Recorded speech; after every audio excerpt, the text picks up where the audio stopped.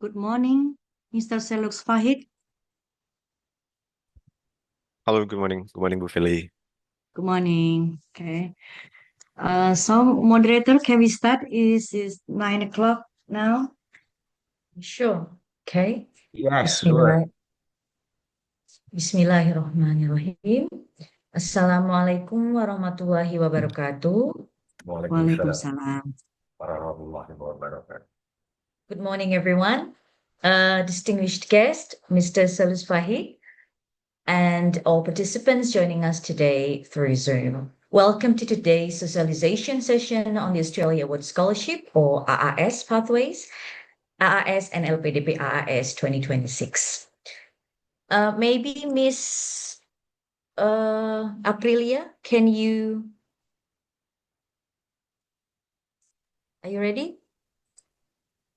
Miss Aprilia? Okay, let's move on. Allow me to briefly introduce myself. My name is Dr. Aisha, a lecturer at the Department of Pharmacology, Faculty of Medicine, Universitas Sriwijaya.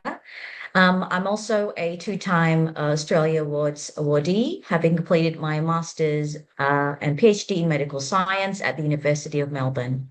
It is a pleasure for me to serve as the MC and moderator for today's session. But before we begin, I would like to inform you that unfortunately the Vice Rector cannot attend today's event, and therefore Prof. Philip Pratama, MSc Hons PhD, the Director of Cooperation, Internationalization and Alumni, will represent him in delivering the opening remarks. Without further ado, it is my honor to invite Prof. Philip Pratama to deliver the opening speech. Prof. Philip, the time is yours. Thank you very much, Dr. Aisha. Assalamualaikum warahmatullahi wabarakatuh. Good morning and warm greetings to everyone. Distinguished Rector of University of Sriwijaya, Professor Dr. Taufik Marwah, our esteemed speaker, Mr. Selux Fahid, our moderator today, Dr. Aisha Agustarosda, PhD, and distinguished colleagues and all participants. As our moderator said, that the fourth vice rector, Professor Dr. Johnny Alianza, who is supposed to deliver the opening remark, cannot be here today. So it is an honor for me to represent him in delivering this opening remark. First of all, let us express our gratitude to Almighty for allowing us to gather today in good health and spirit at this roadshow on Australia Awards and LPDP Australia Awards Scholarship 2026. This event provides a valuable information for academic community of University of Sriwijaya to gain direct insight to study opportunity in Australia through two prestigious scholarships program, namely Australia Awards Scholarships and LPDP Australia Awards. This program has supported many Indonesian scholars and professionals who have gone to become leaders, academics, researchers, and policymakers, contributing significantly to national development, including moderator and I, are both former recipients of Australia Awards scholarships. I strongly encourage our lecturer and professional to take advantage of this program. Through this roadshow, I hope all participants will gain a comprehensive information about the scholarships program, including application process, requirements, and useful tips for preparing a successful application.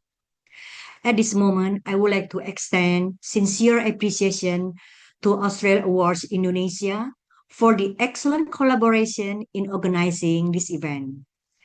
And to all parties who have contributed to making this roadshow possible, thank you very much for your kindness.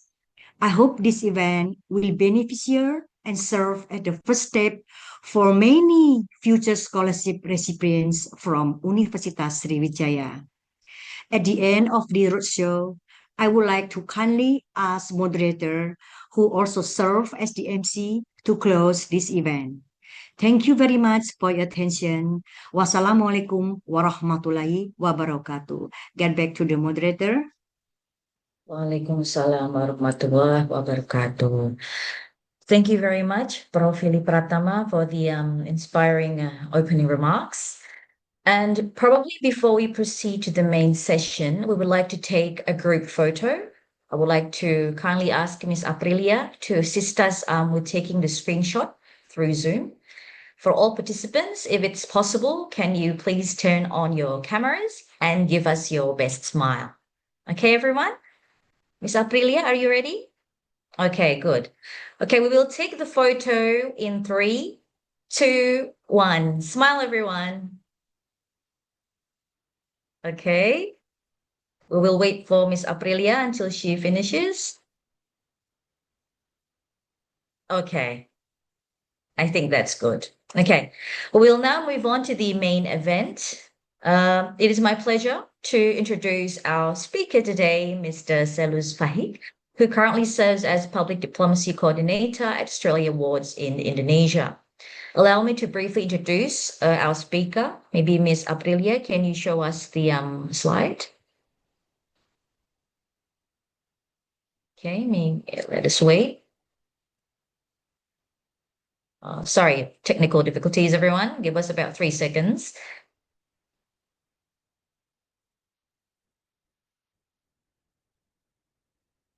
Miss Aprilia, can you please share the speaker's CV?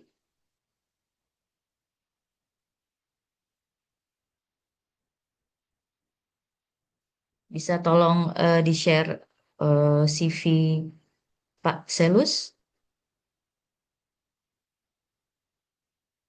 Okay, okay, thank you, Prof. Fili.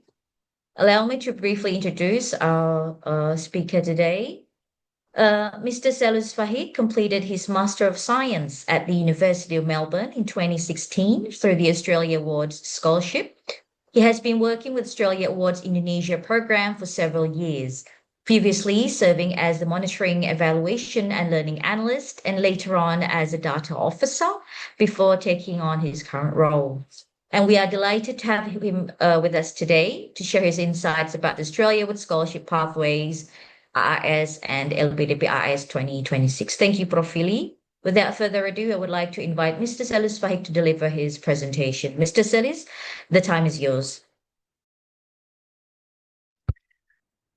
Thank you, Bu Aisha, for the bridging, for the opening. It's such an honor to be here.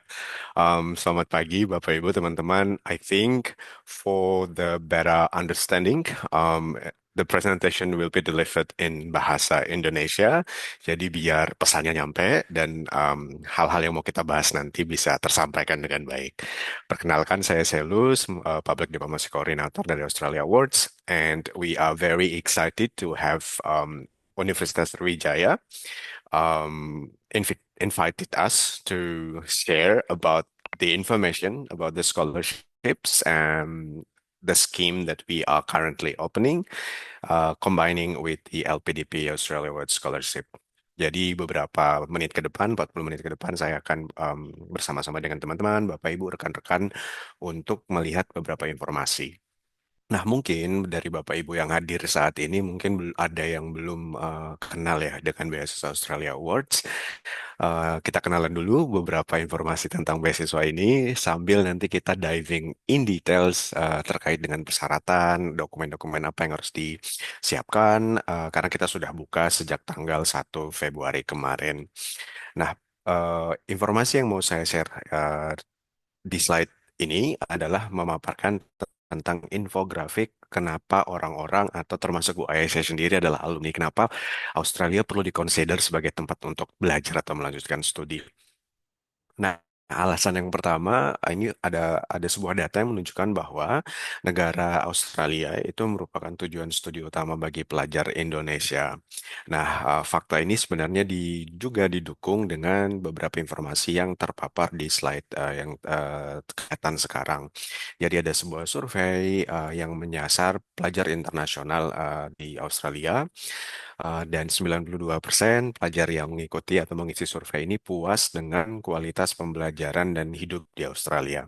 Jadi selain belajar yang nyaman dengan kampus yang juga luar biasa ada di top 100 dunia, juga kualitas hidup di sana yang sangat nyaman dan baik.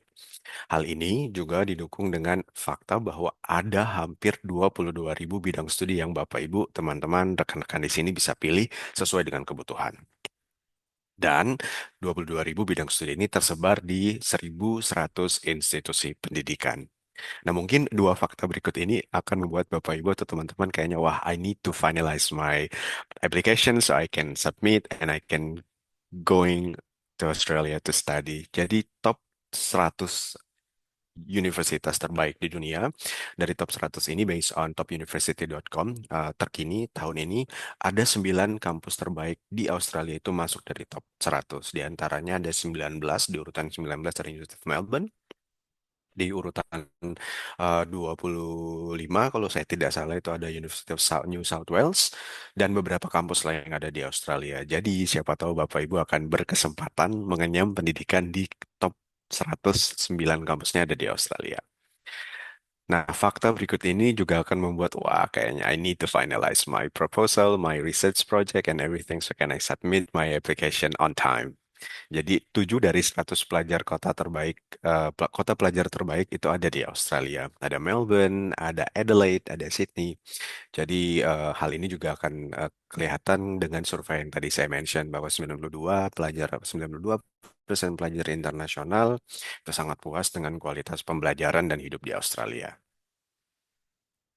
Nah, bagaimana dengan suasana belajar dan tinggal di Australia?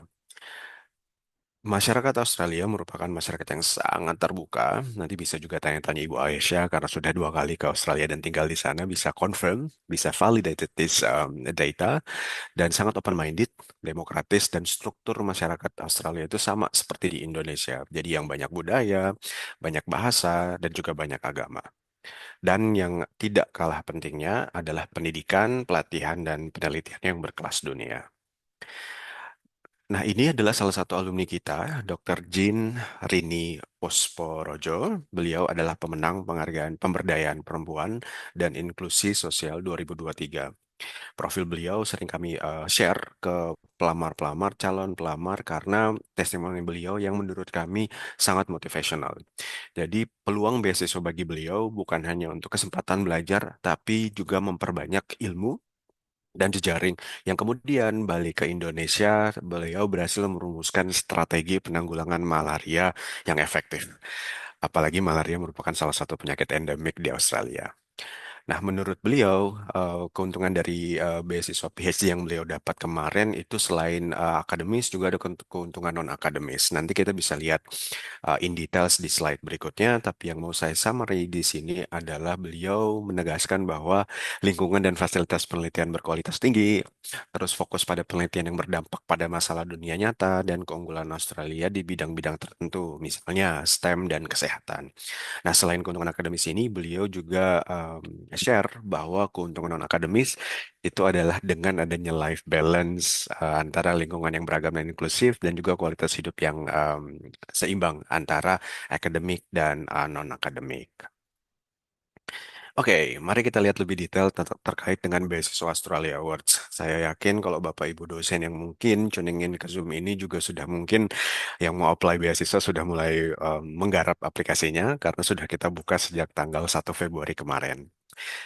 Nah, ini mungkin kenalan sedikit ya buat Bapak Ibu atau teman-teman yang belum kenal beasiswa Australia Awards.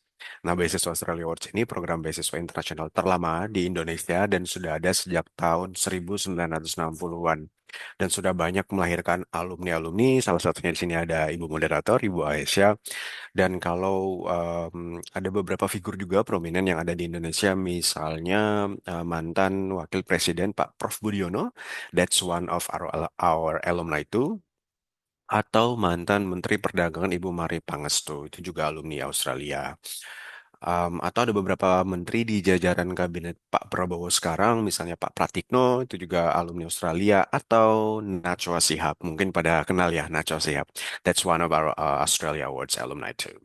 Nah, tujuan dari beasiswa Australia Awards ini selain meningkatkan SDM, sumber daya manusia dengan kesempatan belajar ke Australia, juga beasiswa ini ingin mempererat hubungan masyarakat Australia dengan Indonesia. Melalui Bapak Ibu nanti semisal berkesempatan ke Australia, balik ke Indonesia, jejaring network yang Bapak Ibu akan membantu government to government ties, linkages melalui people to people connection di level individu maupun di level organisasi. Nah, skema yang kami tawarkan ini ada secara garis besar ada dua. Ada yang kami sebut dengan short courses, ini jangka pendek 2 minggu studi di Australia, dan juga beasiswa jangka panjang yang kami salurkan melalui S2, S3 beasiswa yang akan kita lihat in details berikut ini.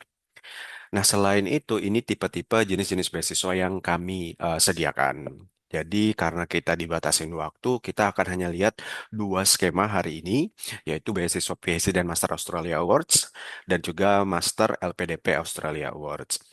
Selain dua ini, kami juga menawarkan ada satu skema terbaru yang namanya Master Australia Awards Garuda. Ini sangat baru, baru kami tawarkan tahun ini in supporting ke program Pak Prabowo untuk mendukung program sekolah Garuda Transformasi. Jadi kami bekerja sama dengan pemerintah untuk memberikan up to 10 awards untuk menyasar Bapak Ibu guru kepala sekolah yang berada di sekolah Garuda Transformasi ini yang tersebar di beberapa titik di Indonesia, ada di NTT, ada di Kalimantan Utara, atau juga guru-guru yang mau melanjutkan studi S2 ke Australia di bidang education dan berkomitmen untuk balik ke Indonesia dan mengabdikan dirinya mengajar di Sekolah Garuda Transformasi ini. Nah, informasi secara detail, secara komprehensif juga sudah kami provide di website kami. Jadi, semisal Bapak Ibu atau teman-teman atau rekan-rekan di sini masih kepo, silahkan berkunjung di website kami. Selain itu ada yang namanya skema Split Side Master Australia Awards. Nah, Split Side Master Australia Awards ini skemanya menawarkan studi S2 dan kita ketandeman untuk kerjasama dengan beberapa lembaga yang sudah bekerja sama. Jadi 1 tahun nanti belajar di Indonesia, mendapatkan gelar dari kampus-kampus di Indonesia, dan kemudian 1 tahunnya melanjutkan S2 di Australia. Jadi produk N-nya itu adalah gelar double degree. Jadi gelar di Indonesia dikombin dengan gelar dari Australia. Nah, jenis beasiswa yang terakhir itu studi singkat. Ini durasinya 2 minggu. Nanti akan ada workshop sebelum dan setelah dari Australia, dan ini kita buka sepanjang tahun. Nah, kalau Bapak Ibu yang sudah tertarik, mungkin udah kepoin website kita, mungkin udah pada aware bahwa tahun ini tuh ada 16 short courses yang dibuka, dan ini sifatnya tematik berdasarkan tema-tema tertentu. Oke, mari kita dive in details about PhD and Master Awards. Nah, beasiswa PhD dan Masters, ini beberapa informasi umum, tidak ada batasan usia bagi pendaftar. Jadi, as long as sudah punya ijazah dan persyaratannya, monggo silakan apply. Nah, beasiswa ini juga kami tidak ada batasan untuk frekuensi mendaftar. Jadi, let's say kalau Bapak Ibu pernah apply sekali beberapa tahun yang lalu atau tahun lalu misalnya apply dan belum berjodoh dengan beasiswa PhD dan Master Australia Awards, monggo silakan apply lagi. Nah, beasiswa PhD dan Master ini juga terbuka untuk umum, everyone can apply, dan kami sangat mendorong pendaftar dari kelompok yang kami sebut sasaran pemerataan atau equity target groups. Yang kami maksudkan dengan equity target groups ini ada 3 subgroup. Women from disadvantaged backgrounds, perempuan dari kelompok rentan, people with disabilities, penyandang disabilitas, dan applicants from equity target provinces. Jadi ada 15 provinsi yang masuk ke dalam sasaran pemerataan. Nah, kalau Bapak Ibu mengidentifikasikan diri ke dalam sub-subgroup ini, ke dalam kelompok sasaran pemerataan ini, maka syarat-syarat pendaftaran beberapa itemnya akan lebih rileks. Nanti kita bisa lihat lebih detail. Nah, kami juga sangat akan memastikan bahwa jumlah penerima beasiswa awardees itu akan sangat balance antara perempuan dan laki-laki. So it's gender balance. Oke, nextnya adalah siapa nih yang disasar beasiswa PhD dan Master. Untuk beasiswa PhD itu menyasar pembuat kebijakan masa depan, pemengaruh kebijakan, peneliti akademis, dan Bapak Ibu dosen yang mungkin tuning in juga di sesi Zoom ini. Sementara masternya itu menyasar lebih wide lagi, lebih luas lagi, semua yang bisa mengkategorikan dirinya sebagai agen perubahan masa kini atau masa depan. Jadi let's say kalau ada adik-adik mahasiswa yang sudah join juga di kesempatan hari ini, wah I think I'm gonna be the agent of change in the future. Jadi bisa siapin dari sekarang tuh IPK dan sebagainya ya. Oke, nah ini yang tadi saya mention soal provinsi sasaran pemerataan atau equity target provinces.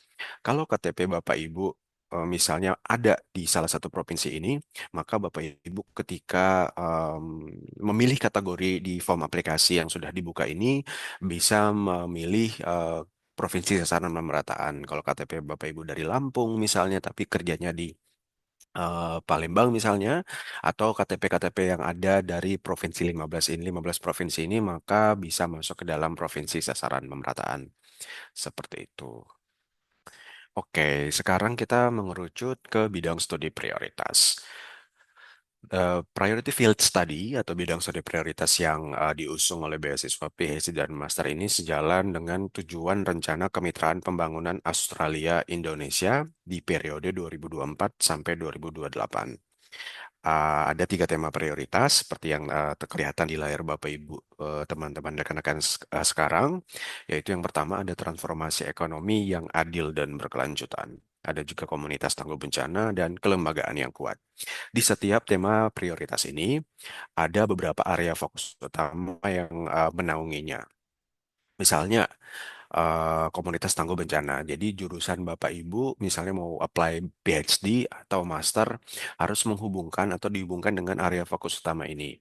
Misalnya kalau Bapak Ibu mau studi tentang adaptasi perubahan iklim, nah ini berada di bawah payung tema prioritas komunitas tangguh bencana. Atau misalnya Bapak Ibu tuh ekspertisnya atau ingin mendalami sesuatu yang berkaitan dengan penguatan demokrasi atau keamanan siber atau cyber security atau kerjasama maritim. Nah, ini berada di bawah payung kelembagaan yang kuat.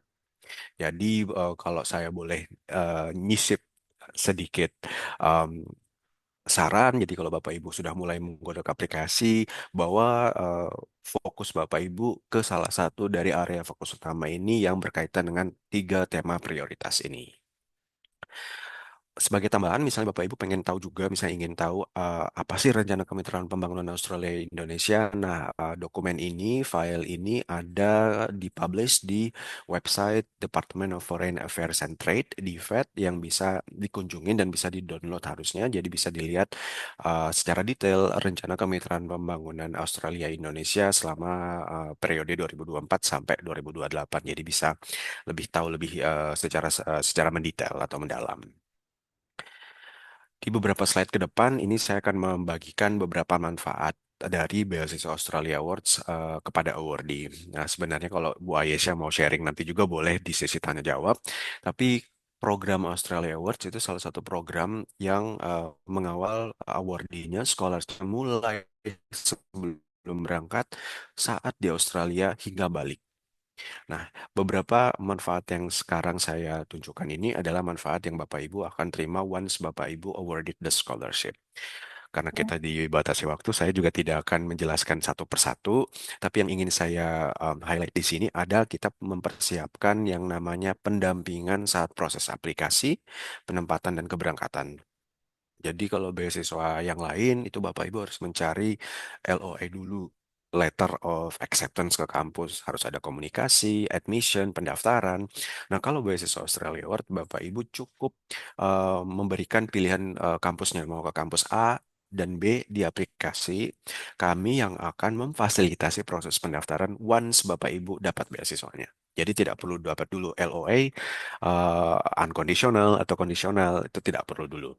Nah, selain itu kami juga akan menyediakan pelatihan bahasa Inggris di Indonesia dan juga tunjangannya. Jadi once Bapak Ibu nanti di akhir bulan Agustus terima kabar gembira misalnya, nah Bapak Ibu akan sudah mulai kami cover untuk pelatihan bahasa Inggris. Biasanya kami titipkan Bapak Ibu di Bali sesuai dengan durasi tes IELTS-nya. Nanti saat interview, tes IELTS-nya juga akan kita lakukan dan ini sifatnya gratis untuk menentukan berapa lama Bapak Ibu perlu mendapatkan pelatihan bahasa Inggris ini. Seperti itu. Nah, ini sebelum berangkat, bagaimana sampai di Australia ini adalah banyak sekali manfaat yang awardee bakalan dapat, bakal terima kalau misalnya dapat beasiswa ini. Saya juga tidak akan menjelaskan satu persatu karena penjelasan secara komprehensif sudah di website Bapak Ibu. Yang ingin saya highlight adalah yang namanya biaya penempatan atau establishment allowance. Once Bapak Ibu arrive in Australia, there is amount approximately 5,000 Australian dollar yang akan masuk ke rekening Bapak Ibu, yang digunakan bisa digunakan untuk membayar down payment akomodasi atau membeli laptop misalnya atau keperluan-keperluan lain untuk memulai kuliah. Dan ini biaya penempatan yang kami berikan kepada awardee sesaat sampai di Australia. Nah, selain itu, kami juga akan menyediakan biaya perjalanan atau yang kami sebut reunion airfare. Jadi kami akan memberikan biaya perjalanan untuk reuni kembali dengan keluarga di kampung halaman. Nah, cuman ini ada syaratnya, hanya untuk awardee atau scholars yang masa studinya minimal 2 tahun. Karena di Australia ada master juga yang setahun. Nah, kalau yang setahun belum bisa mendapatkan benefit ini. Tapi kalau Bapak Ibu durasi studinya minimal 2 tahun, di setengah tahun pertama Bapak Ibu akan kami fasilitasi untuk balik dulu ke kampung halaman misalnya untuk reuni sama keluarga. Kami akan biayai flightnya, perjalanannya sampai di bandara terdekat dengan kota tempat Bapak tinggal, Bapak Ibu tinggal, atau kota di mana ada bandara yang berkaitan dengan tempat tinggal Bapak Ibu. Seperti itu. How about the benefits when you return to Indonesia? So once you finish your study, you will be joining our alumni network in Indonesia.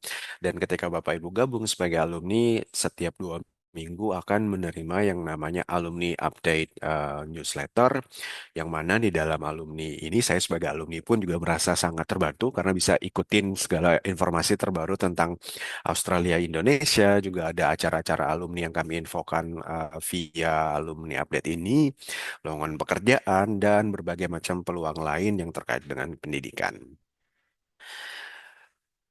Oke, yes. Sekarang kita akan lihat lebih detail terkait dengan periode pendaftaran dan setelah ini ada syarat-syarat apa yang perlu disiapkan.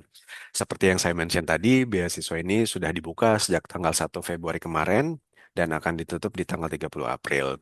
Recently, we received an alarm from one of the applicants. Ada informasi bahwa ada scam. Jadi sekaligus juga ingin memberikan saran semua aplikasi.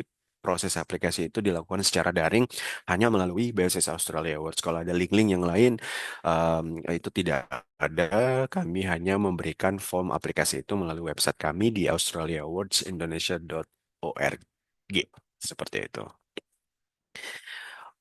Right, let's dive in more details terkait dengan persyaratan pendaftaran, tapi kita lihat dulu untuk beasiswa PhD. Jadi let's say kalau Bapak Ibu Bapak Ibu dosen yang tertarik untuk melamar tahun ini untuk beasiswa PhD, berikut adalah persyaratan pendaftarannya. Jadi harus pertama memilih bidang studi yang terkait atau termasuk dalam bidang studi prioritas tadi. Jadi ada area fokusnya, silakan dibaca dan mungkin diselami. Oh, kira-kira saya akan masuk ke ini lebih mendekati yang mana. Jadi nggak perlu harus saklek seperti itu, tapi bisa dikaitkan atau bisa dihubungkan seperti itu. Sudah otomatis harus memiliki IPK Master untuk apply PhD ini, jadi minimal di 3,0 untuk kategori umum. Nah, pelamar dari kelompok sasaran pemerataan yang 3 subgrup tadi, IPK minimalnya di 2,75. Nah, syarat bahasa Inggrisnya ini kami terima ada 4 dokumen, yaitu IELTS, TOEFL ITP, TOEFL IBT, dan PTE. Nah, IELTS-nya itu terbagi lagi jadi 2 based on kategorinya. Jadi let's say kalau Bapak Ibu adalah dosen, PNS, IELTS-nya minimal di 6,0. Tapi kalau Bapak Ibu juga misalnya dari kategori ETG tadi, Equity Target Groups, IELTS-nya di minimal juga 6,0. But let's say kalau Bapak Ibu ingin apply eh, beasiswa PhD dengan TOEFL ITP, berarti syarat ETG, TOEFL-nya itu di minimal 552, sementara untuk umum di 570.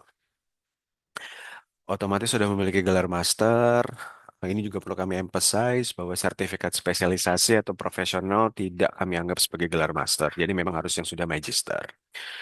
Karena beasiswa PhD ini fokusnya untuk Bapak Ibu yang akan melakukan penelitian, jadi wajib mengisi proposal penelitian di section yang kami sudah provide di formulir pendaftaran online tersebut. Sementara untuk beasiswa master itu sama seperti beasiswa PhD, perlu memilih bidang studi yang termasuk dalam bidang studi prioritas. IPK sarjananya harus minimal 2,9 untuk kategori umum. Tapi kalau Bapak Ibu dari kelompok sasaran pemerataan tadi, IPK-nya minimal di 2,75. Syarat IELTS, TOEFL, ataupun PTE-nya juga beragam sesuai dengan kategori. Contohnya, misalnya kalau Bapak Ibu dari ETG dan tertarik untuk apply beasiswa master, bisa pakai TOEFL ITP di skor minimum 425. Sudah harus memiliki gelar sarjana atau diploma D4, karena master di Australia itu ada tiga Bapak Ibu. Jadi ada Master by Research, Master by Coursework, dan juga ada Master by Combination. Nah, kalau Bapak Ibu rencananya mau melamar beasiswa Master by Research, sama seperti PhD, wajib mengisi proposal penelitian di formulir pendaftaran. Nah, terkait dengan IELTS, TOEFL, dan PTE, ini ada masa berlakunya. Itu 2 tahun dihitung berdasarkan tanggal mulai studi di Australia. Contohnya, kalau Bapak Ibu akan mulai studi di 1 Januari 2027, maka TOEFL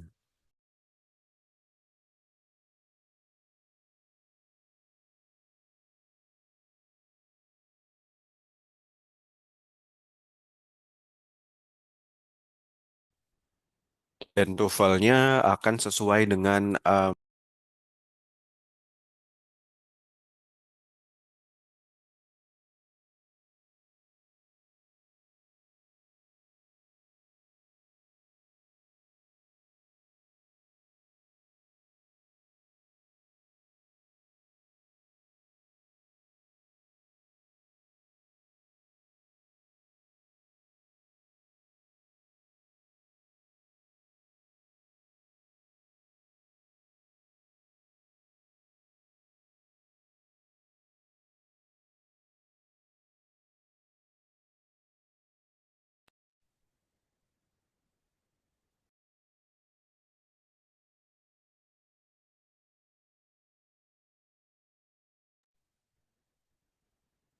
ya, TOEFL-nya contohnya misalnya kalau Bapak Ibu akan mulai di tahun 2027, misalnya 1 Januari, berarti TOEFL-nya harus paling lambat di 1 Januari 2025.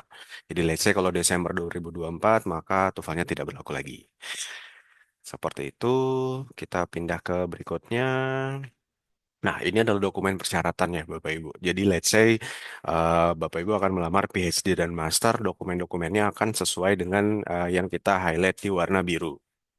Kalau dokumen-dokumen yang Bapak Ibu submit itu untuk Master by Coursework, itu bisa juga ada tambahan di yang berwarna ungu. Nah, ijazah dan transkripnya itu perlu dilegalisir dan tidak wajib dalam bahasa Inggris.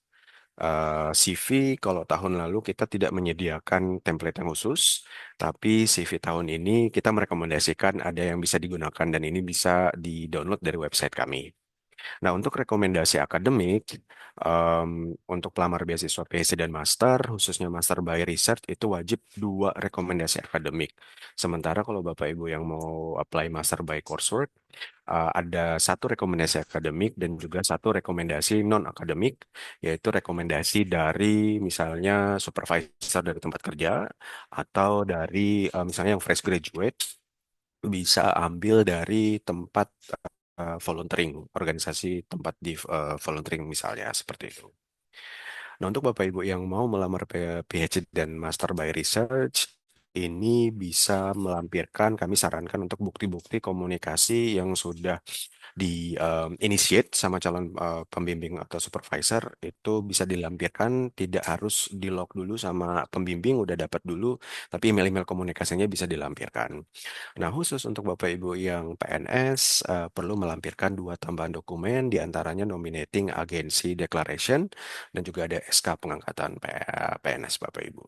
Seperti itu. Nah, durasi dari berikut adalah timeline beasiswa PhD dan Master. Untuk tahap pertama itu adalah penerimaan aplikasi, formulirnya kita udah dibuka di 1 Februari hingga tanggal 30 April.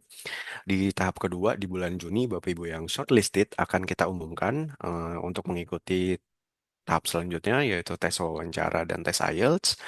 Di tahap ketiga, Bapak Ibu akan mendapatkan informasi mengenai tanggal dan lokasi. Nah, biasanya Indonesia bagian Barat akan kami undang ke Jakarta, sementara Indonesia bagian Timur akan interviewnya either di Bali atau Makassar. Nah, jika ada perubahan, kami akan infokan via website. Nah, di tahap keempat, Bapak Ibu akan mengikuti tes wawancara dan tes IELTS di bulan Juli dan di bulan Agustus. Di akhir Agustus, Bapak Ibu akan menerima email notifikasi untuk final result selection ya di akhir Agustus. Nah, berikut adalah kanal-kanal informasi kami yang Bapak Ibu bisa reach out. Let's say kalau punya pertanyaan setelah ini yang belum sempat terjawab, kami merekomendasikan untuk menghubungi kami di nomor WhatsApp yang tertera di layar. Ini ada staf kami yang bertugas untuk menjawab pertanyaan Bapak Ibu, tapi hanya bisa dikontak in working hours. Jadi let's say kalau Bapak Ibu udah kontaknya di luar jam kerja, kami akan meresponnya di keesokan harinya. Semua informasi mengenai beasiswa Australia Award kami provide di website kami dan semisal ada pertanyaan yang mau dilayangkan atau diberikan ke kami melalui email, bisa menghubungi kami di longtermawards@australiaawards.indonesia.org. Nah, sementara satu link yang di bawah ini link yang di-provide oleh Universitas di Australia, sistem pendidikan di Australia untuk membantu Bapak Ibu narrowing down atau searching kampus-kampus atau jurusan yang Bapak Ibu mau ambil. Let's say ketika Bapak Ibu masuk ke krikos.education.gov.au ini akan membantu Bapak Ibu untuk narrowing down atau mencari kampus-kampus yang Bapak Ibu akan tuju dan juga akan memprovide Krikos code number yang akan Bapak Ibu isi atau lengkapi di formulir aplikasi beasiswa. Sekian untuk beasiswa PhD dan Master. Semisal Bapak Ibu ada pertanyaan, nanti saya yakin ada sesi tanya jawab setelah ini. Tapi 10 menit ke depan saya juga ingin mengupas atau share beberapa informasi terkait beasiswa LPDP Australia Awards yang sudah akan dibuka di tanggal 2 April nanti. Nah, gambaran umumnya seperti yang kelihatan di layar Bapak Ibu bahwa ini program beasiswa yang merupakan kerjasama antara pemerintah Indo dan Australia dan ini tahun ketiga. Tujuannya memperluas akses terhadap beasiswa otomatis dengan adanya kesempatan kepada putra-putri terbaik Indonesia untuk lanjut ke Australia. Ini sebenarnya telah memperluas akses terhadap beasiswa dan juga meningkatkan kualitas capaian beasiswa dan membangun hubungan baru di bidang-bidang pendidikan tinggi antara Indonesia dan Australia. Kalau beasiswa PhD dan Master Australia Award itu tadi tidak ada batasan usia dan skemanya bisa PhD dan Master, tapi skema yang LPDP Australia Awards ini hanya memberikan beasiswa Master dan ada batasan beasiswanya. Jadi kalau Bapak Ibu mau tertarik untuk mau apply beasiswa Master LPDP Australia Awards, ini usia maksimumnya di 42 tahun, sama seperti skema yang tadi tidak ada batasan frekuensi yang mendaftar dan ini terbuka untuk seluruh warga negara Indonesia yang sudah memenuhi persyaratan. Penyandang disabilitas, penduduk dari daerah sasaran tadi, dan mereka yang berasal dari latar belakang ekonomi kurang mampu akan kami dorong dan provide untuk apply beasiswa Master LPDP Australia Awards ini. Bidang-bidang studinya itu seperti kelihatan di layar memang lebih spesifik, misalnya di ketahanan pangan, energi, digitalisasi, AI dan semikonduktor, ada juga kesehatan, ada kemaritiman dan material dan manufaktur maju. Dan ini beberapa bidang studi prioritas dari skema LPDP Australia Awards tahun ini. Nah, manfaatnya ini juga sebenarnya secara detail sudah kami provide mirip seperti skema PhD dan Master tadi ada pelatihan keberangkatan, ada pre-departure training, dan juga pendampingan saat proses aplikasi jadi tidak perlu mendapatkan LOA dulu. Sesaat sampai di Australia juga ini adalah manfaat-manfaat yang bisa kami provide, tunjangan buku, tunjangan junior internasional, tunjangan kompetisi internasional, dan setelah balik Bapak Ibu akan bergabung ke forum alumni juga yang ada di Indonesia dan juga kita akan mengirimkan buletin elektronik yaitu Scholar dan Alumni. Nah, Saya akan membawa Bapak Ibu untuk melihat persyaratan pendaftarannya seperti skema beasiswa PJ dan Master yang tadi harus memilih bidang studi yang termasuk dalam bidang prioritas, IPK-nya minimal 3 dari skala 4, tes bahasa Inggrisnya yang kita terima adalah tes IELTS, TOEFL IBT, dan PTE akademik. Tes IELTS-nya ini di 6,5 dan TOEFL IBT-nya di 84. Sudah memiliki gelar sarjana, usianya tidak boleh lebih dari 42 tahun. Agak sedikit berbeda untuk durasi IELTS atau TOEFL atau PTE ini. Semua hasil tes harus terkini 2 tahun terakhir dihitung dari tanggal penutupan pendaftaran. Kalau beasiswa PJ dan Master tadi dihitung berdasarkan tanggal mulai studi. Seperti itu. Persyaratan dokumen ini sebenarnya sudah ada detailnya di website. Saya akan skip bagian ini. Nah, ini informasi lebih lanjut. Kalau Bapak Ibu ingin reach out, kita provide help desk yang dimanage oleh tim LPDP dari Kemenkeu. Ada juga semua saluran media sosialnya LPDP. Bisa beremail ke email yang sudah tertera. Call centernya juga ada. Nah, untuk informasi lebih lanjut juga ada link yang bisa Bapak Ibu diving in untuk melihat informasi lebih detail. Nah, berikut adalah 3 hal yang mau kami share, langkah-langkah yang kami rasa penting untuk Bapak Ibu mulai persiapkan. Yang pertama, otomatis tes bahasa Inggris, karena itu salah satu dokumen yang penting yang Bapak Ibu perlu submit saat apply atau submit ke sistem. Kami merekomendasikan Bapak Ibu untuk mengunduh form AAS Handbook yang ada di website kami. Jadi ini bisa memprovide seluk-beluk dan juga Bapak Ibu bisa lebih mendalam tahu tentang ketentuan-ketentuan yang berlaku untuk apply beasiswa. Kami menyarankan untuk memantau website Australia Awards secara berkala, secara rutin karena semua informasi pendaftaran dan kebijakan terbaru kami update di sana. Nah, buat Bapak Ibu yang mau mendapatkan tips, ini juga ada, kita punya podcast, Oza Alum Podcast. Silahkan Bapak Ibu pindai atau scan QR code yang ada di layar Bapak Ibu ini. Ini akan mendirect Bapak Ibu ke podcast kita yang tersedia secara online, ada di beberapa platform termasuk di YouTube. Ketika Bapak Ibu gabung, ini sebenarnya bisa dapat tips-tips dari para alumni dan juga para joint selection team yang akan mewawancarai Bapak Ibu, semisal Bapak Ibu shortlisted atau dipanggil untuk interview. Jadi panduan-panduan yang kami siapkan ini mengenai strategi menyusun aplikasi beasiswa, persiapan menghadapi wawancara, pengalaman hidup di Australia, dan misalnya cara menyeimbangkan studi dan kehidupan personal di Australia. Nah, kami juga compile beberapa video A Day in My Life yang juga mungkin bisa menambah motivasi atau informasi kepada Bapak Ibu yang sedang menggodok aplikasi. Jadi 2 yang pertama yang ingin saya play di sini, ini 2 penerima beasiswa PhD. Coba ya kita play, semoga kedengaran suaranya.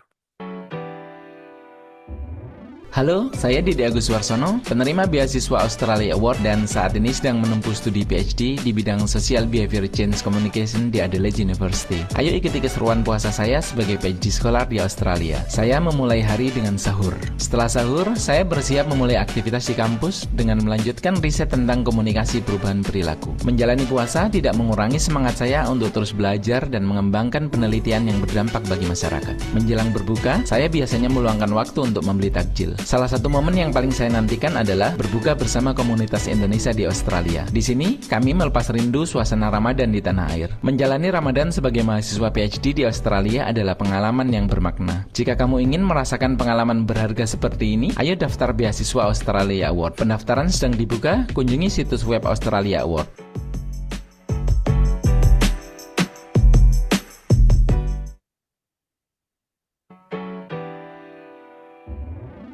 Halo, aku Dinda, penerima beasiswa Australia Award. Yuk ikuti hariku sebagai mahasiswa S3 di Australia. Aku biasa memulai hari lebih awal untuk fokus mengerjakan disertasiku. Lalu, aku menyiapkan bekalku dan keluarga yang juga ikut temani aku studi di Australia. Aku kuliah di Flinders University, mengambil program S3 di bidang transformasi industri. Hari ini aku janjian ketemu sama supervisor untuk update disertasiku, dan beliau kasih masukan yang sangat insightful sekali. Agar nggak lupa, aku langsung review input dari supervisorku di perpustakaan Flinders, dan aku coba lengkapi literatur penelitian. Minggu ini kebetulan adalah orientation week, jadi aku kebagian jadwal jaga booth PPIA Flinders University. Untuk menunjang hasil risetku, aku juga melakukan kunjungan ke lapangan seperti perusahaan manufaktur manufaktur. Sore hari aku jemput anakku di daycare. Aku dapat subsidi daycare loh. Kami biasanya tiba di rumah sekitar jam 6 sore, lalu mandi, makan, dan belajar. Waktunya tidur. Terima kasih teman-teman sudah nonton videoku. Sampai jumpa di lain waktu ya.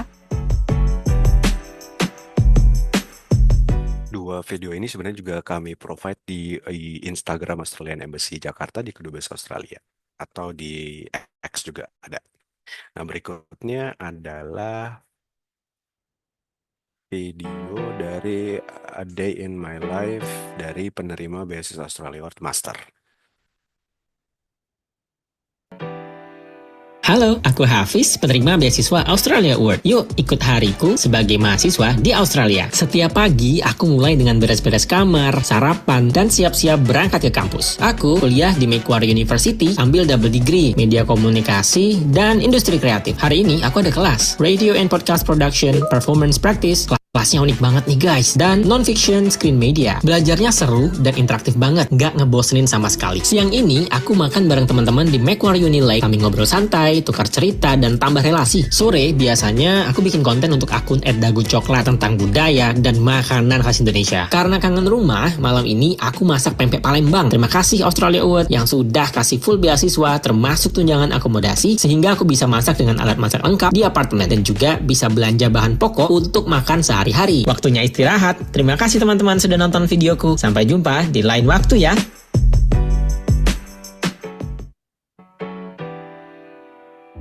Halo, aku Fatihah Nur Fitriani, penerima beasiswa Australia Award. Saat ini, aku menempuh Master of Law, fokus pada hukum lingkungan di The University of Melbourne. Hari ini spesial, karena aku akan terbang ke Perth untuk mengajar di Duncraig Senior High School sebagai Indonesian Language Learning Ambassador atau ILA. Hari ini, aku mengajarkan tentang binatang endemik Indonesia yang hampir punah, makanan khas Indonesia, dan percakapan sehari-hari. Mereka tuh paling suka belajar kata gak papa. Jadi ILA Ambassador membuatku merasa bangga bisa memperkenalkan Indonesia, sekaligus mempererat hubungan persahabatan antara Australia dan Indonesia. Terima kasih sudah ikut sehari bersamaku. Semoga semakin banyak yang terinspirasi untuk belajar di Australia dan membawa cerita Indonesia ke dunia.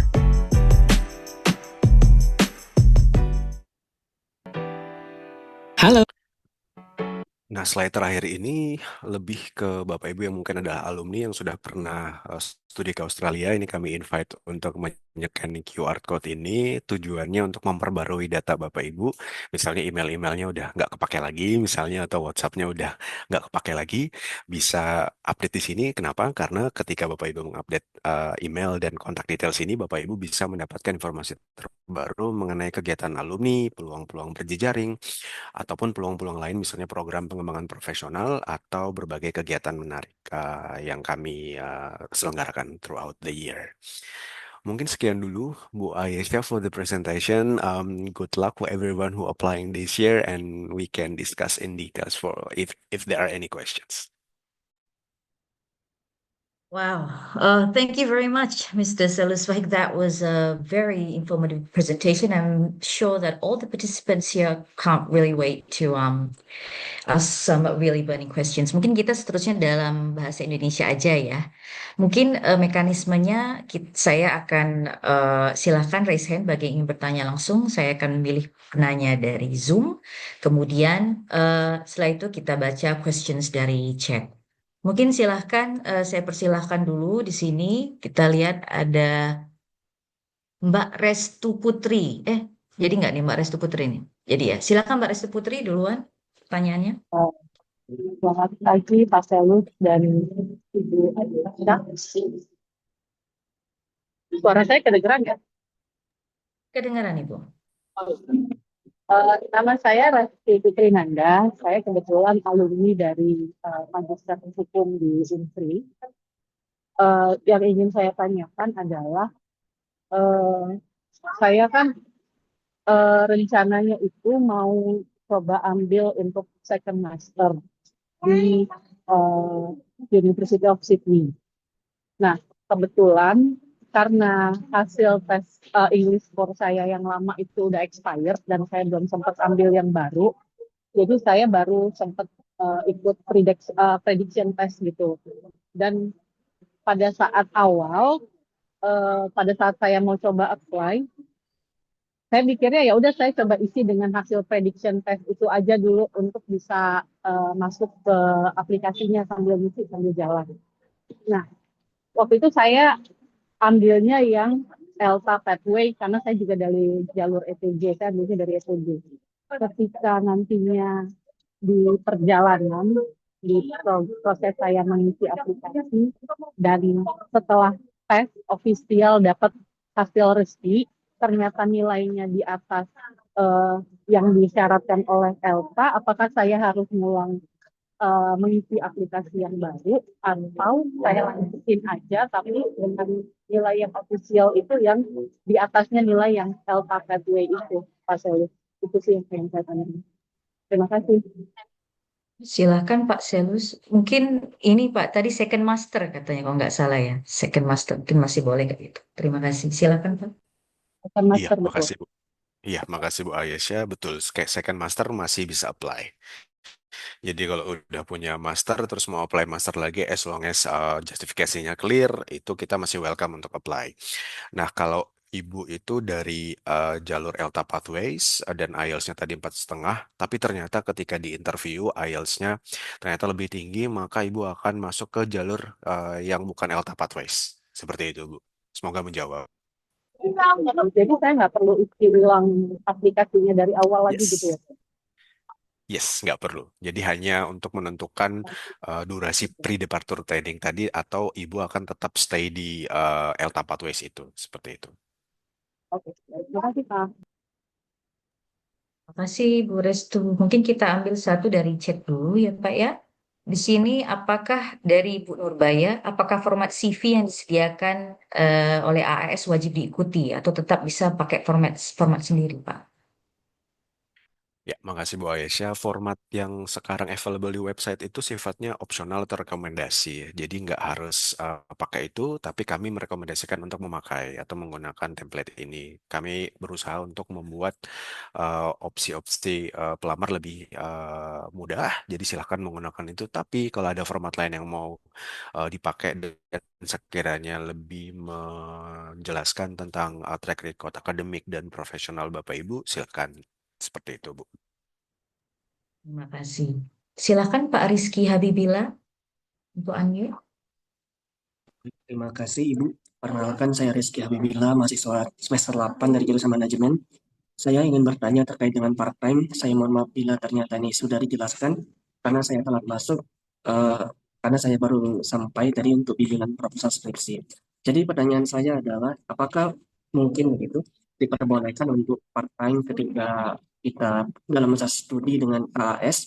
Jika diperbolehkan, kira-kira ada nggak sih batasannya gitu, kira-kira pekerjaan yang nggak boleh kita lakukan, dan jika nanti di masa wawancara atau mungkin masih di berkas kita menyatakan bahwasanya kita tertarik untuk bekerja selama kita berada di Australia, maka itu akan mengurangi yang namanya tingkat probability kita bakal diterima.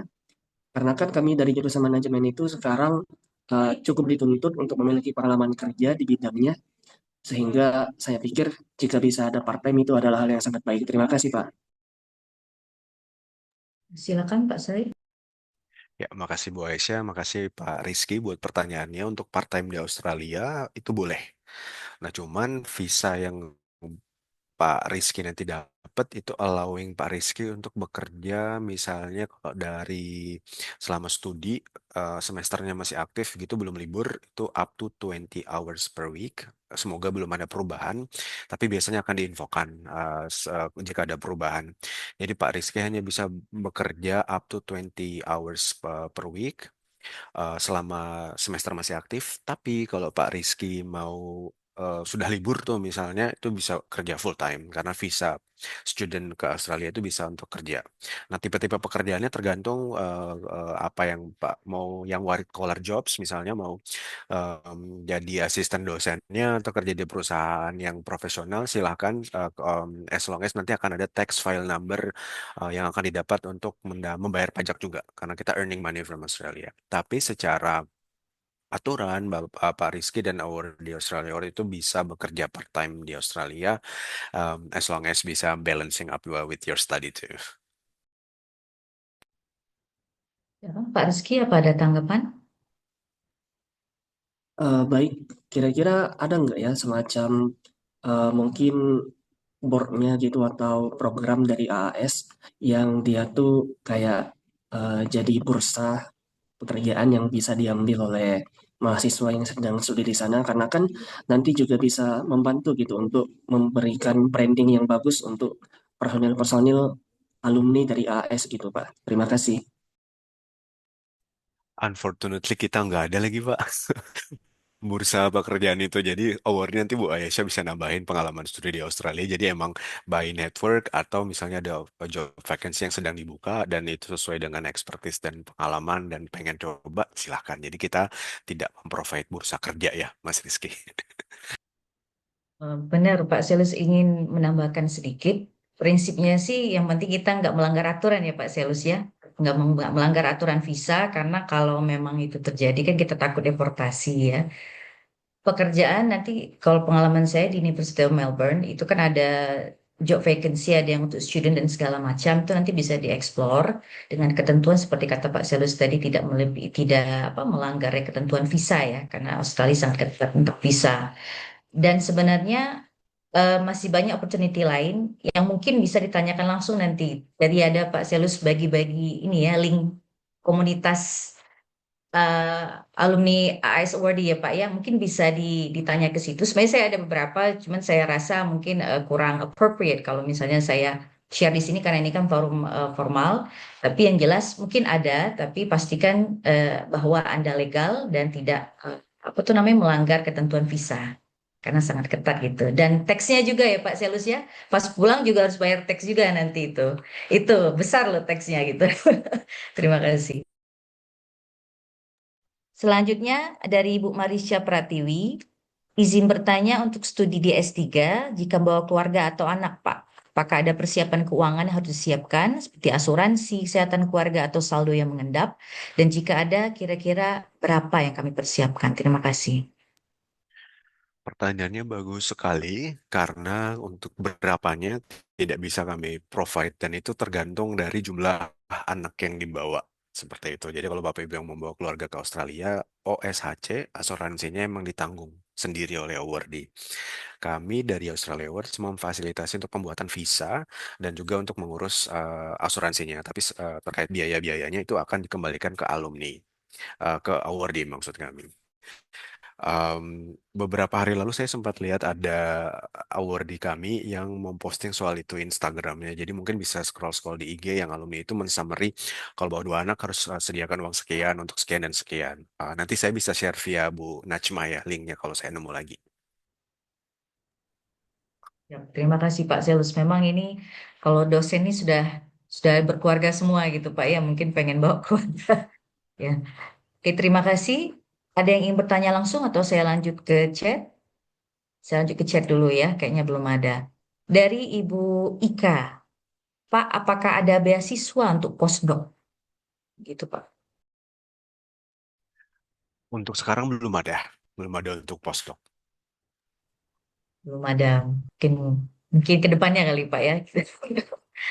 Selanjutnya dari Ibu Rida Amalia, dua pertanyaan untuk ini untuk PNS kayaknya untuk dosen Unsri ini contohnya. Nominating Agency Declaration itu apakah harus dari rektor atau boleh dari dekan? Dan yang kedua, untuk surat rekomendasi akademik apakah harus sesuai template dan harus ada cap kampus? Nah, ini penting Pak. Terima kasih Pak. Iya.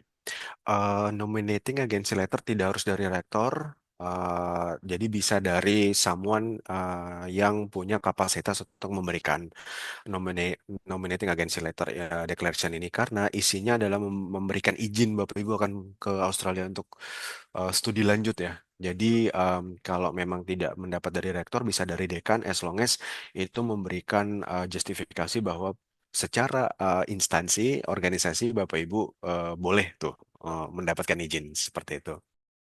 Untuk cap sendiri karena sekarang sudah digital, jadi cap ini sebenarnya tidak wajib, tapi yang perlu wajib itu adalah di referensi referee report ya ini tanda tangan. Itu yang wajib, tapi cap itu opsional. Jadi bisa ada, bisa tidak, bisa digital atau bisa cap basah yang konvensional itu ya. Oke. Kemudian selanjutnya Pak, mungkin ini lanjutan. Perkenalkan, saya Ranifa, fresh graduate dari jurusan pendidikan, ingin bertanya mengenai sertifikasi IELTS atau TOEFL. Apakah ada rekomendasi lembaga-lembaga tertentu yang dapat diakui, Pak, untuk dokumen tersebut? Mohon arah. Kalau untuk lembaga pemberi atau IELTS provider test atau TOEFL test itu memang kami tidak punya listnya. Itu sebenarnya bisa dicari secara online. Saya nggak tahu kalau di Palembang itu ada. Jadi kalau memang lembaga itu punya nomor izinnya, dan biasanya kalau di sertifikat TOEFL itu ada nomor registrasi si lembaga. Jadi untuk kesempatan ini mohon maaf belum bisa saya berikan karena memang kami tidak punya list itu. Tapi kalau boleh saran bisa cari institusi yang punya nomor yang terdaftar secara resmi seperti itu. Oke, baik. Terima kasih, Pak. Kita ini banyak, kita langsung aja, Pak ya. Ini ada mahasiswa FK, Pak. Masih S1, tapi masih Mm-mm. undergraduate, masih ongoing. Dia baru second semester, apakah boleh apply to short course? Baru semester 2, jadi Oke, belum lulus. kalau short course itu emang menyasar paling banyak orang-orang yang udah settle down di pekerjaan yang ada di managerial position ya. Tapi tidak menutup kemungkinan ada tema-tema tertentu kayak misalnya tahun lalu kita buka short course sinematografi, fotografi, dan itu open for everyone. Bahkan kami menerima aplikan yang SMA yang memang ijazah yang disubmit SMA. Jadi kalau memang ada tema-tema tertentu yang lebih jauh lebih rileks dan tidak menyasar aplikan di level manajerial, boleh sekali untuk apply dan itu sifatnya tematik sih, Bu Aisyah. Jadi masih ada kesempatan untuk course tertentu ya Pak ya, Insya Allah ya. Izin, saya Khairul Anwar dari Universitas Internasional Batam. Beliau ini dosen biologi dari Batam, namun KTP asli Pasuruan, Jawa Timur, Pak. Apakah termasuk dalam wilayah pemerataan wilayahnya itu? Dan dengan status saya sebagai dosen swasta, apakah masih available untuk mendaftar? Kalau dosen swasta bisa apply, tapi tadi KTP-nya di mana Bu? Sorry, KTP-nya Pasuruan, Jawa Timur, Pak. KTP Jawa Timur. Oke, Iya. kalau Jawa Timur nggak masuk di kategori provinsi sasaran pemerataan tadi ya. Seperti itu. Tapi kalau Bapak adalah penyandang disabilitas atau ya penyandang disabilitas berarti bisa masuk seperti itu. Tapi kalau based on KTP tadi tidak termasuk dalam provinsi sasaran pemerataan. Kalau dosen swasta bisa sekali. Jadi everyone can apply. Oke, demikian ya Pak Heru Anwar ya, semoga lebih jelas. Izin bertanya apakah IELTS Band 6 bisa untuk mendaftar S3, Pak? IELTS Band 6 untuk nah itu kembali lagi tadi. Jadi kalau misalnya sebentar saya intip lagi. Tadadadadadadada. S3 itu kalau kategorinya dari umum em, 6,5. Jadi kalau bapaknya itu adalah atau ibu yang bertanya ini adalah dosen, bisa 6,5. Dosen PNS ya, atau dari ETG seperti Itu itu. ada di websitenya, Pak ya? Website Ya, AS ada ada di itu ya. website. Mungkin Betul. lengkapnya bisa dilihat di website. Kalau misalnya khawatir salah gitu, Ibu RT ya. Seperti sudah jelas kali Pak Selus. Izin bertanya, Pak, pilihan program studi maupun pilihan universitas pada program master khusus untuk AAS dengan LPDP AAS, apakah berbeda? Jika berbeda, apa saja list universitas AAS? Silakan Pak Selus. Ini saya ganti ke HP karena laptop saya tiba-tiba mati. Em, Pertanyaan tadi boleh diulang Bu Aisyah? Jadi dia nanya, kalau misalnya AAS versus LPDP AAS, apakah ada perbedaan untuk program studi dan pilihan universitas yang boleh di-apply? Jika ada, apa Ya. aja list universitasnya untuk AAS? Nah, kalau AS sendiri itu semua kampus bisa apply sebenarnya bisa apply dan bisa apa istilahnya em, untuk aplikasinya bisa memilih semua jurusan yang ada dan juga kampus. Nah, tapi kalau LPDPAS itu ada list kampus yang bisa dipilih saja. Dan ini ada di website kita. Jadi kalau Bapak Ibu yang bertanya tentang ini, ada list beasiswa di kampus-kampus yang bisa dipilih itu ada di website kita. Ya, jadi khusus untuk LPDP-AS mungkin ada beberapa pilihan ya Bu ya, mungkin bisa dilihat di websitenya. Kemudian di sini izin bertanya untuk master by combination coursework dan research, Pak. Apakah memungkinkan ketika setelah keterima researchnya agak berbeda dengan yang di aplikasi awal? Jadi agak beda dengan aplikasi awal, boleh nggak? Untuk yang Nah, combination, kalau yang combination, jadi awalnya mau apply coursework tapi terus ambil combination ya, Bu ya. kayaknya menurut Ibu Mustika ini dia mau ngambil memang master by mix ya, kalau ya istilah kita dulu mix kayaknya mix. Boleh nggak beda? Jadi pas aplikasi misalnya tentang A, pas ternyata risetnya di situ ternyata B gitu. Nah, untuk perubahan itu memang tricky dan mungkin kemungkinan kecil bakal sulit untuk di-approve. Jadi kalau pemilihan kampus memang pemilihan jurusan memang sudah harus final, harus bidangnya ini gitu. Bidangnya X misalnya, nggak bisa di tengah jalan untuk diganti. Tapi kampus bisa diganti, seperti itu. Kalau riset, Pak, Berarti dia proposalnya mau mengganti dari korso ke riset gitu ya? kan kayaknya dia ini mau ngambil proposalnya. Jadi kayak gini, Pak. Katanya dia mau ngambil mix coursework gitu kan. Kalau mix coursework itu Mm-mm. kan researchnya itu kan jadi kayak mata kuliah Pak ya, kayak skripsi di ujung kan. Tapi pas apply, dia apply ke AAS proposalnya tentang A. Mau ngambil master mix. Tapi pas kenyataannya setelah 2 tahun di situ mau ganti gitu proposalnya jadi B. Boleh nggak Pak? Oh, kalau itu kayaknya akan kompleks ya, karena case by case juga sebenarnya. Jadi akan perlu justifikasi yang cukup valid kenapa di tengah jalan berubah menjadi riset. Sejauh yang saya tahu belum pernah ada case seperti itu, tapi semisal ada mungkin bisa difasilitasi as long as punya justifikasi dari pihak kampus juga akan memberikan keterangan kepada kami akan merubah jadi em, dari coursework yang mix tadi ke riset full ya, seperti itu Bu Aisyah. Semoga menjawab. Makasih Pak Selus. Mungkin share sedikit pengalaman ya, karena saya dulu mix juga ya. Seperti kata Pak Selus, case by case ya, Ibu Mustika.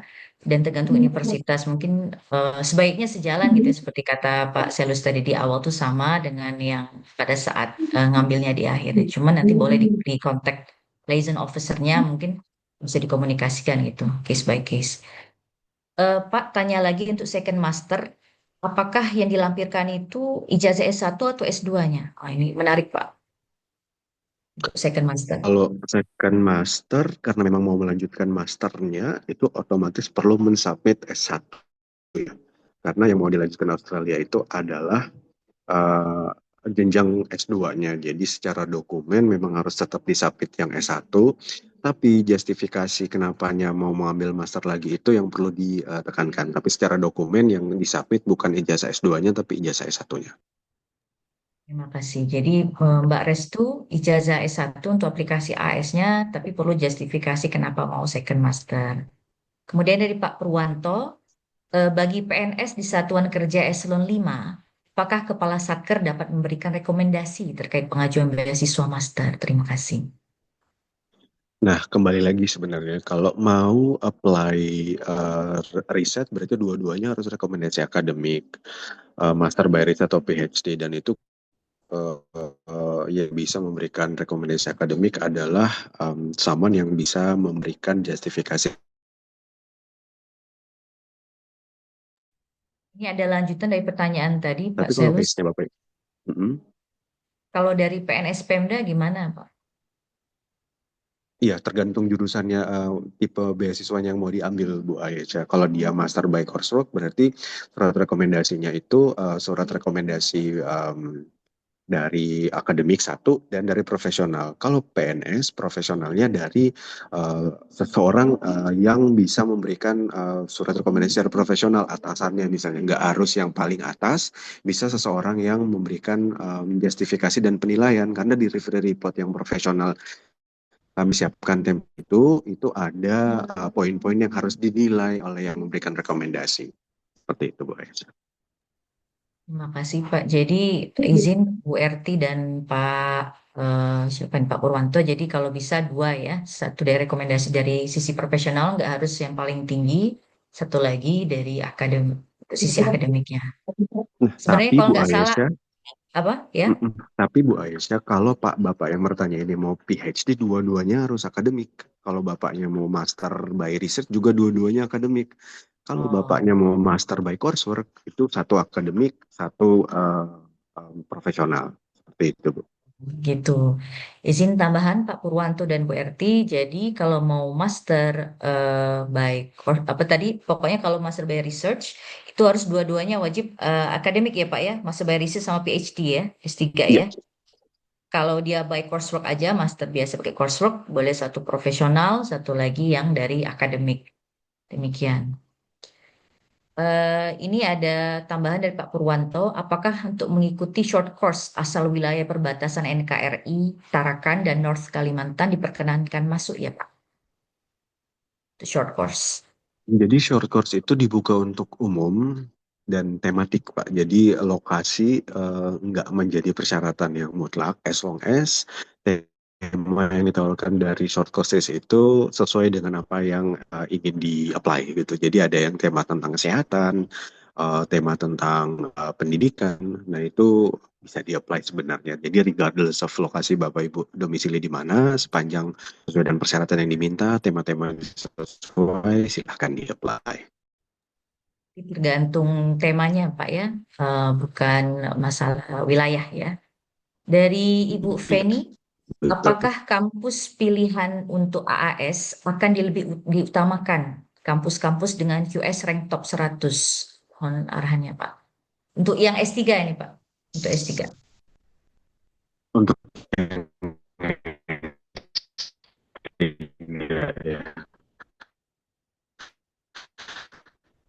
agak terputus Pak, koneksinya terputus. Menyarankan untuk harus kampus-kampus top ya. Jadi kembali lagi ke Bapak Ibu, kalau misalnya kampus itu sesuai dengan yang Bapak Ibu cari, kebutuhan.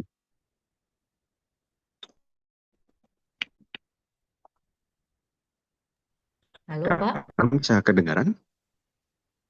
tadi terputus-putus.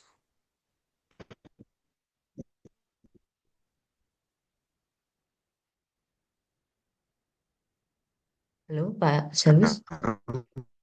Belum. Belum Pak. Belum. Mungkin sambil menunggu Selus ya. Beliau insya Allah join lagi. Mungkin izin nimbrung sedikit untuk dari Bu Feni, tidak harus kalau S3 sebenarnya tergantung dari kebutuhan pembimbing mana yang memang sudah diinisiasi komunikasinya. Dan tentunya perlu diingat bahwa Australia itu kalau bagi saya sendiri pengalaman itu kayak Indonesia. Anda sekolah dan tinggal di Jakarta, bukan beda rasanya dengan Anda sekolah dan tinggal misalkan di Palembang, di Aceh, atau di tempat lain. Dan Anda tinggal di kota versus suburb juga akan berbeda. Jadi silahkan pilih kebutuhan masing-masing. Ini berlaku baik untuk yang master sama S3 juga sama. Tidak ada batasan. Silakan Pak Selus.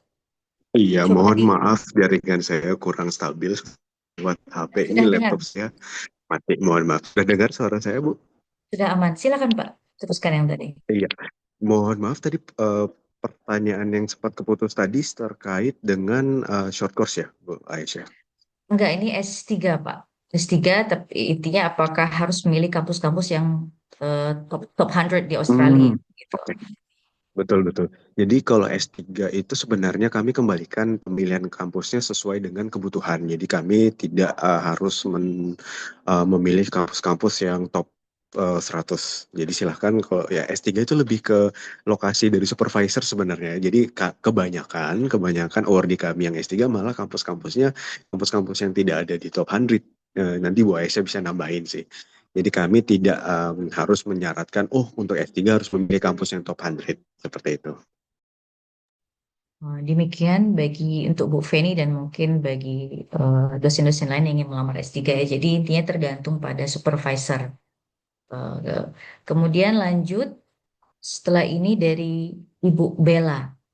Apakah materinya bisa di-share? Kan nanti boleh di-share Pak slide tadi atau gimana Pak Selus? Untuk materi perlu kami konfirmasikan dulu. Untuk di-share nanti saya share via Bu Najma Najma ya. aja. Iya, oke siap. Terima kasih Pak. Izin bertanya apakah peserta yang sudah menjalani WHV di Australia bisa mengikuti beasiswa? Dan apakah ada persyaratan berbeda bagi kami yang sudah mengikuti WHV dari Ibu Eka? Silakan Pak. Untuk LPDP Pak, LPDP AS. Kalau WHV, jadi Ibu yang bertanya ini pernah WHV dan mau apply beasiswa apa lagi sedang di Australia ini? Mungkin Ibu Eka bisa konfirmasi lokasinya lagi di mana ini? Bu Eka Prastia.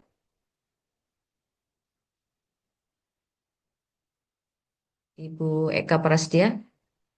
Untuk LDP Pak, akan WHV Pak. Tanya di sini, di chat. Memang belum bisa karena Bapak Ibu akan ada di Australia nanti WHV ini karena visanya juga berbeda. Jadi kalau tertarik untuk apply beasiswa, program WHV-nya harus selesai dulu karena untuk apply, let's say kalau AAS itu harus dari Indonesia. Nah kalau apply LPDP juga harus ada di Indonesia. Jadi memang harus selesai dulu WHV-nya dari Australia. Seperti itu. Semoga Demikian menjawab ya. ya Bu Aisyah. Maaf ya Ibu Eka ya, mungkin sisain dulu ya HP-nya, nanti pulang ke sini baru bisa apply ya. Kita lanjut sedikit. Wah, banyak ini ya. Oke, selanjutnya dari Pak Ilham. Apakah untuk AAS wajib melampirkan SK penyetaraan ijazah, Pak? SK penyetaraan ijazah. Jadi saya asumsi Bapak ini pernah sekolah di luar, S1 apa S2-nya, tidak harus. Tidak harus, karena kami hanya meminta ijazah kopi legalisir. Dan legalisir ini bisa dari kampus yang mengeluarkan atau dari public notaris. Jadi kalau ada ijazah S1-nya misalnya mau apply S2, tapi S1-nya dari Singapura misalnya, nggak perlu seperti itu. Tapi yang dibutuhkan adalah fotokopi legalisir. Demikian Pak Ilham, jadi tidak wajib melampirkan SK penyetaraan ijazah, dan kalau mau legalisir bisa memang dari kampus yang mengeluarkan atau dari notaris ya Pak Ilham ya. Dari Ibu Melisa, apakah persyaratan dokumen yang berbahasa Inggris opsional itu lebih baik pakai bahasa Inggris atau bahasa Indonesia? Dan adakah prioritas bagi mengupload dokumen semua bahasa Inggris Pak? Tidak ada prioritas. Jadi sebenarnya kalau dokumen yang bahasa Inggris itu cukup CV, ijazah pun kami memberikan keleluasaan. Jadi ijazah dan transkripnya tidak harus yang ditranslated. Kalau dokumennya mau ditranslate dalam bahasa Inggris semua dan punya waktu dan punya resource, monggo silahkan. Tapi tidak semua dokumen yang perlu disampaikan ke CV itu harus dalam bahasa Inggris. Yang tadi ada di summary color code tadi ya. CV wajib dalam bahasa Inggris, recommendation perlu dalam bahasa Inggris. Tapi ada kampus-kampus yang ternyata ijazahnya atau transkripnya sudah bilingual. Nah itu nggak apa-apa. Tapi kami tidak mensyaratkan, mengharuskan aplikan harus translate semua dokumen. Jadi hanya beberapa dokumen saja yang dalam bahasa Inggris seperti yang di website kami juga sudah ada sebenarnya breakdown dari detail-detail seperti itu. Jadi nggak harus Ibu ya, dan tidak ada tentang bahasa Inggris langsung semuanya itu diprioritaskan nggak juga, jadi sama aja. Ini mungkin sudah dijawab oleh Pak Selus sebelumnya sih. Untuk program PhD, apakah recommendation letter cukup dari atasan instansi kerja atau perlu dari rektor atau supervisor saat studi S2? Mungkin mau jawab lagi atau kayak gimana nih Pak? Sudah terjawab sebenarnya tadi ya Bu. Sudah terjawab ya. Jadi Ya. Ibu Bet, tadi sudah dijawab oleh Pak Selus, tidak harus dari rektor. Intinya dari pejabat, kalau dia PNS, dari pejabat berwenang ya. Berarti dekan pun bisa, intinya atasan yang bisa ini. Tadi juga sudah dijelaskan masalah kalau mau PhD itu sebaiknya rekomendasi dari sisi akademik juga ada ya. Sebenarnya ada juga sih di handbook sama di website, mungkin bisa dibaca lebih jeli lagi ya. Dari Pak Rai, dari Raihan, saya sekarang PNS dan kebetulan mau tamat dari S1 tahun depan. Untuk rencana saya mau mencoba beasiswa AS. Apakah bisa untuk surat rekomendasinya itu dari dosen D3? Waktu di STAN dulu dan S1 andaikan sudah tamat nanti. Boleh nggak Pak? Dari dosen S3 rekomendasinya, pas di start Boleh dulu. Bu Aisyah. Boleh ya? Pak Raihan boleh ya? Ya, Dari boleh Bu. Pak. Oke, lanjut. Pak Ahmad, apakah unpaid job bisa dikategorikan sebagai pengalaman kerja, Pak? Unpaid job. Ini kayak internship ya, Pak Ahmad Un, Umar ya? un- Bener, iya bener, unpaid job bisa dikatakan pengalaman kerja. Jadi seperti volunteering atau intern, ya bisa. Alhamdulillah ya Pak Ahmad Umar ya bisa. Mungkin ini selamat pagi Pak. Saya dari Kalimantan Barat sebagai dokter. Tadi saya lihat untuk AAS tidak ada bidang prioritas dari kesehatan Pak. Apakah masih memungkinkan jika saya mau daftar Master of Public Health? Sebenarnya ada sih tadi. Mohon arahannya Pak Selus. Bisa sebenarnya. Jadi kalau tiga tema prioritas tadi sebenarnya bisa dikaitkan dengan kesehatan misalnya. Karena tadi ada area fokus utama kesehatan sebenarnya, Bu. Bisa ya Ibu Stefani. Sebenarnya pengalaman pribadi teman-teman yang ngambil public health. Jadi coba dilihat lagi yang apa yang prioritas yang ditampilkan oleh Pak Selus itu. Dilihat juga di public health. Kalau nggak salah ada ini-ininya, ada kaitannya masih bisa kok. Bisa ya dibaca lagi di website AS. Masih bisa Ibu Stefani. Dari Ibu Zalfa, mohon arahan. Kemarin saya sudah proses meminta rekomendasi dari dosen pembimbing sebagai academic referee. Dan beliau menyatakan untuk capnya tidak bisa diberikan karena bukan dekan. Apakah ini tidak apa-apa? Tadi nggak apa-apa ya, nggak pakai cap ya Pak Selus ya? Oh, dari Iya, dosen pembimbing. capnya betul. Capnya memang opsional, tapi kalau memang bisa di provide letter juga boleh. Jadi yang perlu ada adalah tanda tangan. Jadi Ibu Zalfa, cap itu optional, yang wajib ada itu tanda tangan. Cuman jika memang ya ada, ya why not mungkin ya lebih lebih ini lagi ya. Ibu Emilia, apakah ada batasan umur untuk short course Pak Selus? Kalau batasan umur untuk short course belum ada. Jadi dan itu tematik ya. Jadi emang let's say kalau sinematografi itu di open untuk semua kalangan, jadi at least 18 tahun dan itu beda-beda tiap short course-nya, Bu Aisyah. Nanti bisa dilihat di website ya, ada beberapa batasan yang tergantung tematiknya juga Ibu Emilia ya. Kemudian dari Ibu Amanda, apakah ada rekomendasi kampus untuk master pendidikan? Karena saya lulusan pendidikan guru, tapi jurusannya pendidikan biologi. Ini bagusnya cari di mana gitu Pak Selus ya, kata Ibu Amanda. Tadi ada sempat saya share ada website Keraikos, bisa dimasukkan kata kuncinya aja ke website Keraikos itu, nanti dia akan rekomendasikan kampus-kampus atau jurusan yang bisa diambil. Ibu Amanda, jadi ada kalau di Australia itu setiap course pendidikan kayak kita di Indonesia, dia itu ada kode Ibu Amanda. Jadi nanti Ibu silakan buka website Cricos, CRICOS. Di sana itu ada seluruh degree ya di Australia dan di situ ada tulisannya ada di kampus mana aja. Nanti bisa diekspor di situ ya. Dan untuk mendaftar AAS, tahu saya mungkin Pak Selus bisa confirm itu harus ada di Cricos itu memang course-nya. Dan kampusnya pasti ada di sana juga. Iya, betul. Terima kasih Pak Selus. Wah, banyak ini Pak. Pak Eka, tadi WHV, oh ini sudah ya WHV tadi ya, Working Day Visa. Tadi ini banyak pertanyaan tentang tes TOEFL. Seperti yang kata Pak Selus tadi, bisa dari institusi yang memang, di Unsri bisa ya, TOEFL ITP di Unsri bisa. Setahu saya bisa, karena saya daftar dulu pakai Unsri. Dan teman-teman saya yang setelah juga pakai Unsri.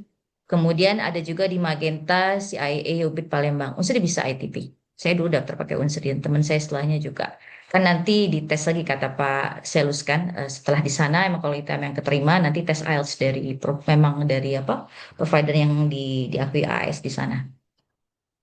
Desi Ramatia, kalau daftar master lewat jalur ETG, apakah pengisian formnya menggunakan form ELTA, Pak? Dan apakah bisa dijelaskan terkait ELTA? Terima kasih, Pak. Silakan Pak Selus. Boleh diulangi pertanyaannya, Bu? Kalau daftar master lewat jalur ETG, apakah pengisian formnya menggunakan form ELTA? Oh, Bisa ELTA dijelaskan nggak? berarti ya. Ya, ELTA. ELTA. ELTA Pathways. Oh, oke. Jadi kalau memang ETG dan mau apply via ELTA Pathways, boleh sebenarnya. Jadi silahkan memilih, karena kalau di form aplikasi itu akan memilih ELTA Pathways. ELTA Pathways itu persyaratannya akan sangat lebih rileks dibandingkan dari yang lain seperti itu. Jadi silahkan kalau emang mau apply by ELTA Pathways. Itu nanti di websitenya ada, Pak ya. Betul, betul. Jadi semua informasi yang pertanyaan-pertanyaan ini sebenarnya detailnya sudah ada di website kita, di website Australia Awards. Mungkin Bu Desi bisa persisnya tentang ELTA ini bisa dibuka di website AI ya. Ada semua, paling lengkap. Kemudian dari Zahra tadi, di website pada bagian short course, saya melihat ada beberapa kolom di bagian application period dan course name yang masih kosong. Apakah itu berarti akan ada short course tambahan yang diumumkan nanti, sehingga kami perlu cek website regularly. Kemudian, Karla, jadi kebetulan si anak ini juga pertama kali mau daftar, apakah ada proses persiapan application, jadi kayak pembimbingan. Jadi ada dua pertanyaan, Pak. Satu, di website itu dia lihat di bagian short course ada kolom yang kosong. Apakah berarti ke depannya bakal ada tambahan dan apa kami harus mantengin lagi website itu untuk melihat update short course yang akan ada ke depannya. Kemudian yang kedua, dia ini pertama kali mau apply, ada nggak nih proses pembimbingan gitu untuk persiapan application. Silakan Pak Selus.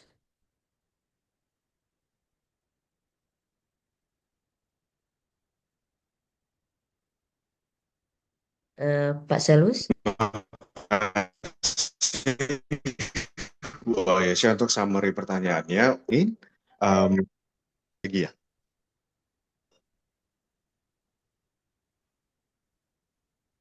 Halo. Halo Bu Aisyah, suara saya terputus lagi ya? Ya, sekarang udah jelas Pak. Tadi Oh, putus. udah jelas.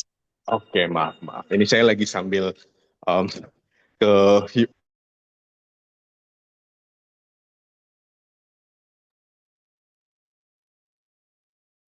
Halo Pak.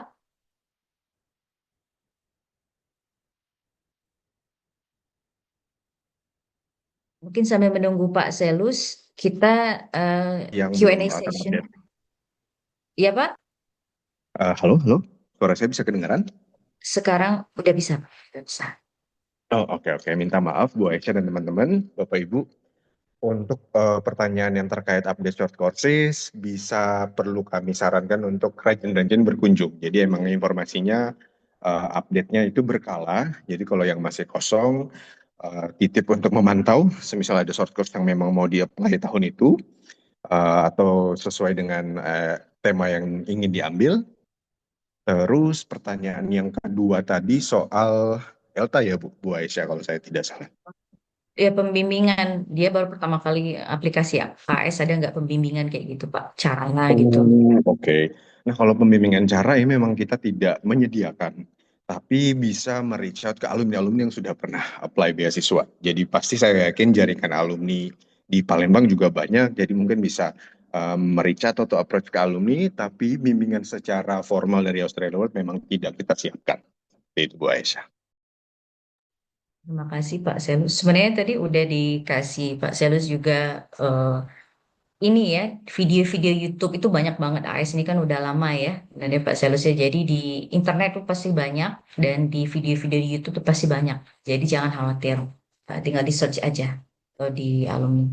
Terakhir mungkin ini, selamat siang Pak, saya dosen dari Medan, izin bertanya, apakah kegiatan pengabdian kepada masyarakat yang dilakukan oleh dosen secara mandiri tiap tahun dapat diklaim sebagai kegiatan volunteering atau community service dalam isian form? Iya, bisa. Bisa Bu ya, Ibu Umi ini ya, Umi Batubara bisa. Mungkin ada tambahan Pak Selus? Mau dari yang pertanyaan tadi? Kalau tambahan sudah aman Bu. Udah. Jawaban ya. Oke, para partisipan kita sebenarnya dikasih waktu oleh organizer sampai 10.45 ya. Jadi sekitar ya hampir sekitar 10.05 sampai 10 menit lagi lah. Mungkin saya tunggu kalau ada yang mau lagi via chat. Nah, ini ada lagi langsung Pak ya. Saya sudah minta surat rekomendasi dari dosen S2. tapi belum sesuai template. Apakah harus minta ulang sesuai template AAS, Pak? Benar. Em, harus menggunakan template yang kita sediakan, unfortunately, karena yang surat rekomendasi kalau memang space yang diberikan itu kurang, jadi ada kolomnya itu kurang, bisa additional, tapi memang harus pakai template dari Australia Awards. Itu Bu Aisyah. Terima kasih Pak Selus. Jadi mohon maaf Ibu Rida, mungkin minta ulang terpaksa ya harus pakai template-nya dari AAS. Silahkan bagi yang ingin bertanya langsung sebelum sekitar 10 menitan lagi kita tutup, kita akhiri acara. Silahkan mau bertanya langsung. Ibu Restu Putri, silakan. Tuan Pak, saya izin tanya lagi ya. Jadi terkait apa belum ya saya dengan respon proses itu ya. Karena saya ini udah long graduation gitu ya. Dengan dari S1 maupun S2 saya udah hampir 15 tahun yang lalu. Nah, jadi agak kesulitan untuk saya reach out ke dosen-dosen pembimbing, baik pembimbing S1 maupun pembimbing S2. Memungkinkan nggak untuk akademik letter itu saya dapatkan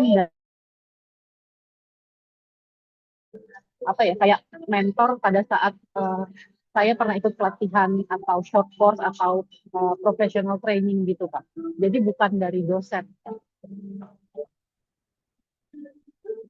Gitu sih. Kah kedengaran Pak Selus tadi? Ya, sempat kedengaran Bu Aisyah. Terima kasih Silakan, Bu silakan. Aisyah. Makasih Bu Restu. Yes, jadi semisal case-nya Bu Restu ini adalah sudah lama nggak berkontak dengan karena sudah menyelesaikan studi S2-nya udah lama, jadi bisa dengan fellow researcher yang paham memang secara kapasitas research Bu Restu atau yang bertanya tadi sesuai gitu. Jadi silahkan bisa pakai fellow researcher atau yang pernah kolaborasi riset seperti itu. Kalau misalnya Pak, teman kuliah pada saat S2 dulu, yang kebetulan sekarang jadi dosen, nah itu bisa nggak Pak saya mintain juga? Sepanjang dia kalau teman mungkin akan sedikit bias ya. Kalau saya boleh em, mencari seseorang yang memang tidak punya hubungan personal, as quote and quote. Jadi dia bisa secara fair memberikan penilaian karena itu akan berpengaruh ke panel yang akan mereview juga. Jadi kalau saya boleh saran, mungkin bisa cari dosen lain yang S2 kemarin, yang tahu secara kapasitas riset akademik atau fellow researcher yang bukan adalah teman atau keluarga atau sanak saudara gitu. Oh iya, oke. Baik, berarti kalau mentor pada professional training atau short course itu masih dibolehkan ya Pak? Yes, boleh karena secara riset mungkin dia punya skill atau kapasitas untuk mereview kemampuan riset Bu Restu ya. Jadi boleh. Oke, makasih banyak. Terima kasih. Ini ada lanjutan Pak dari Pak Ibu Umi Batubara. Untuk supporting letter dari Supervisor Ozi, apakah boleh menggunakan SL yang tahun lalu, Pak? Nah, ini juga makasih Bu Aisyah. Ini pertanyaannya juga pernah kita dapat dari sesi informasi sebelumnya. Jadi kembali lagi, sebenarnya kami nggak bisa kasih tahu, oh harus ganti supporting letter isinya, supporting statement itu diganti. Jadi sepanjang kalau memang sudah apply tahun lalu dan sekiranya masih relevan ke jurusan yang mau diambil tahun ini, silahkan menggunakan yang sudah ada. Tapi, again, kembali ke Bapak Ibu pelamar sih sebenarnya. Jadi kalau Bapak Ibu pelamar merasa bahwa harus ada yang dipoles lagi nih supporting statementnya juga silahkan. Jadi sebenarnya iya dan tidaknya itu tergantung dari kebutuhan dan rencana studi dari Bapak Ibu sebenarnya.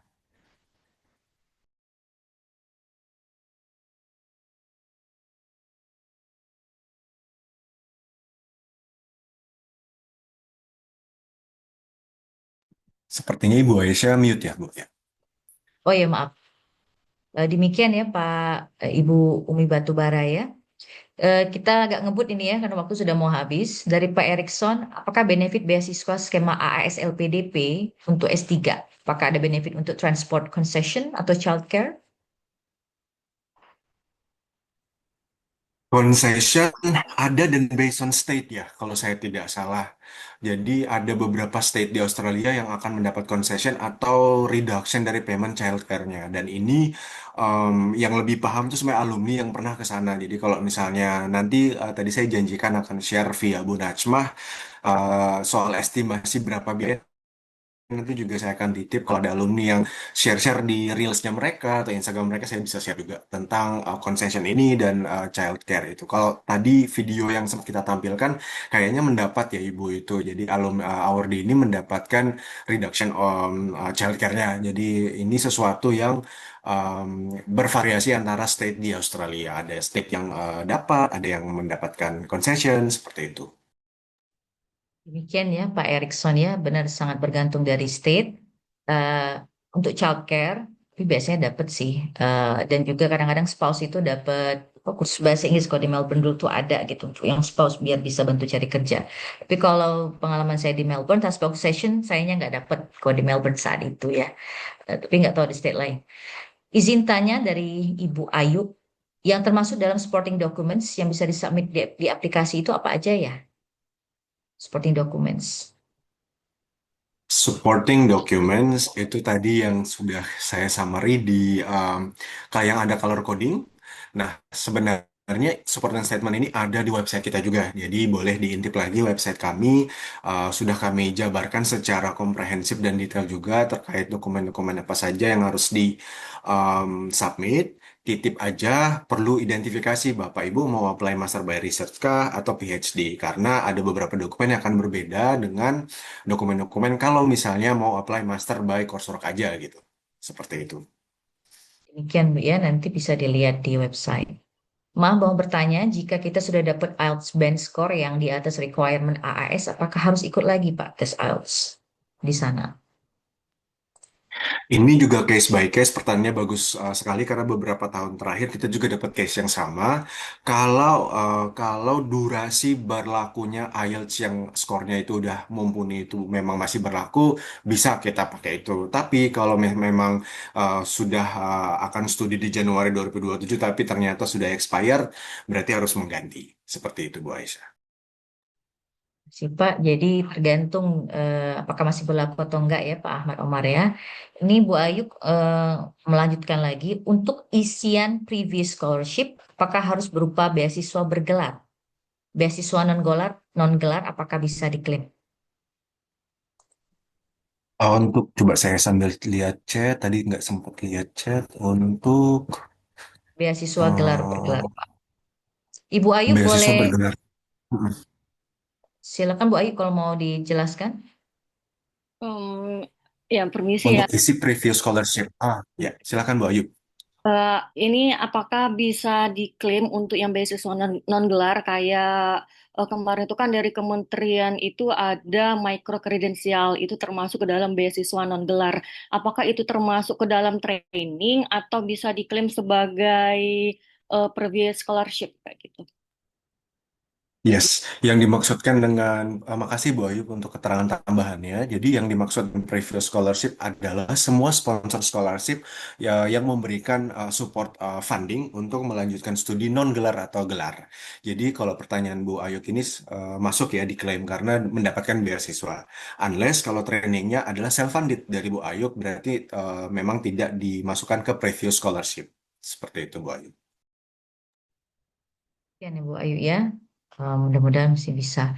Ini kita ada 3 menit lagi ya. Habis ini mungkin kita tutup pertanyaannya. Untuk yang S3, apakah academic referee harus ada 2? Kalau satunya dari atas universitas tempat bekerja sebagai research collaborator, apakah bisa? Dan satu lagi dari supervisor. Dan untuk yang dari supervisor, apakah harus sesuai template-nya dengan template AAS? Nah, karena bapaknya atau ibunya ibu ya, Ibu Melisa, karena apply PhD, otomatis dua-duanya harus yang akademik. Nah, akademik ini yang tadi case-nya bisa dari dosen yang pembimbing S2 kemarin, atau dosen yang tahu mengampu mata kuliah S2, atau riset kolaborator boleh. Jadi sepanjang dua-duanya adalah, kebetulan aja ini case-nya adalah satunya atasan, tapi sebagai riset kolaborator. Nah, ini boleh karena dia akan memberikan rekomendasi akademik terkait riset dan kemampuan akademik. Kalau PhD ya, jadi dua-duanya harus akademik. dan harus pakai template dari Australia Awards. Kalau memang ada space-nya kurang cukup, misalnya boleh ditambahkan. Kalau misalnya uraian yang diberikan tidak bisa semuanya masuk ke dalam template itu. Space yang diberikan boleh ada additional. Kalau satu lagi dari supervisor S2, apakah boleh Pak nih katanya? Dan template-nya apakah juga harus pakai template AS kalau dari supervisor S2? Yes, supervisor pembimbing waktu tesis S2 ya, Iya, boleh, iya. boleh banget Ah, malah. Ya, oh, jadi ini ya harus pakai template juga Pak ya harus ya template AS ya. betul. Ya, template-nya ada. Oke. Tanyaan terakhir ya dari Ibu Feni, surat rekomendasi dari supervisor apakah ada template khusus? Ini template AS tetap Pak ya, surat rekomendasi intinya ya. Tetap template AS ya Ibu Feni ya, ada di websitenya. Waduh, ada satu lagi nih, 1 menit lagi ya. Mau nanya Pak, apakah yang sudah punya LOA lebih diutamakan daripada yang belum punya? Yang sudah punya letter of acceptance. Tidak, jadi tidak menjamin bahwa yang sudah ada LOE akan diprioritaskan. Jadi sepanjang memenuhi persyaratan akan diproses sesuai dengan prosedur dan sesuai dengan dokumen-dokumen yang sudah disubmit. Oke, mungkin kita alhamdulillah sudah di penghujung acara ini ya, banyak sekali. Sudah jam 10.45 sesuai dengan rundown kita hari ini. Terima kasih Pak Selus yang sudah memberikan banyak sekali pencerahan kepada eh, calon AS awardee ini ya, insya Allah ya, amin. Mungkin sebagai bentuk apresiasi dari kami, dari Universitas Sriwijaya, kami akan memberikan sertifikat Pak pada Bapak yang sudah berkenan hadir. Eh, Ibu Prilia, mohon ditampilkan sertifikatnya, biar bisa kita sambil foto. Silakan Mbak Aprilia. Mungkin sambil menunggu Ibu Aprilia menampilkan sertifikat, kalau misalnya ada pertanyaan lagi bisa kemana gitu Pak ya? Kalau misalnya masih banyak pertanyaan lagi dari ini peserta. Ya, bisa ke kanal-kanal komunikasi kami tadi, ya bisa lewat email, bisa lewat WhatsApp. Cuman memang kalau WhatsApp memang diresponnya di working hours. Jadi bisa dihubungi di jam 8 pagi sampai jam 4 sore. Kalau dihubungi di setelah jam itu kita akan responnya masuk ke respon besok. Seperti itu, Bu Aisyah. Oke. Eh, oke, mungkin sambil menunggu Mbaknya ya. Eh, Mudah-mudahan ini bermanfaat ya sesi hari ini. Nah, ini saya share screen aja. Kebetulan saya dikirim ini. Kayaknya mungkin orangnya lagi keluar ya. Ini Pak, izin. Mungkin kami sangat berterima kasih dari pihak Unsri, Pak Selus. Sebagai bentuk apresiasi, kami ingin menyerahkan Certificate of Appreciation ini kepada Bapak Selus Fahik. Virtual tepuk tangan. Karena sudah bersedia menjadi narasumber untuk AAS dan LPDP AAS 2026. Terima kasih Pak, nanti ini dikirimkan oleh Bu Najma gitu Pak ya. Terima kasih. Oke. Eh, Mungkin kita sudah pada penghujung acara pada hari ini. Mungkin ada final remarks dari pihak direktorat, silahkan. Terima kasih Dr. Aisyah. Terima kasih juga yang sebesar-besarnya kepada Pak Selus yang sudah berkenan paparan, penjelasan, dengan banyak penjelasan tadi. Mudah-mudahan apa yang kita kerjakan hari ini bermanfaat banyak bagi mahasiswa ataupun pekerja yang mau lanjut studi ke Australia. Cuma itu yang bisa kami sampaikan. Terima kasih sekali lagi. Mohon maaf lahir dan batin. Terima kasih Pak Abu Qasim. Amin ya Rabbal Alamin. Semoga memang hari ini merupakan awal perjuangan yang sukses ya demi mendapatkan beasiswa yang sangat prestigious ya yaitu AS ini. Okay, ladies and gentlemen, we have now come to the end of today's session. On behalf of the organizing committee, I would like to express our sincere gratitude to Mr. Selus Fahik for the excellent session and to all participants for your active participation.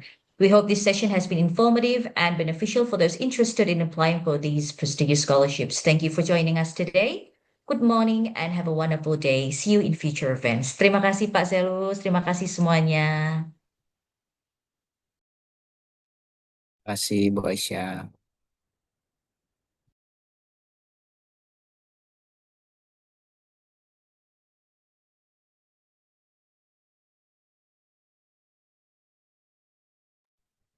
Saya izin live Pak Abu Qasim, mari.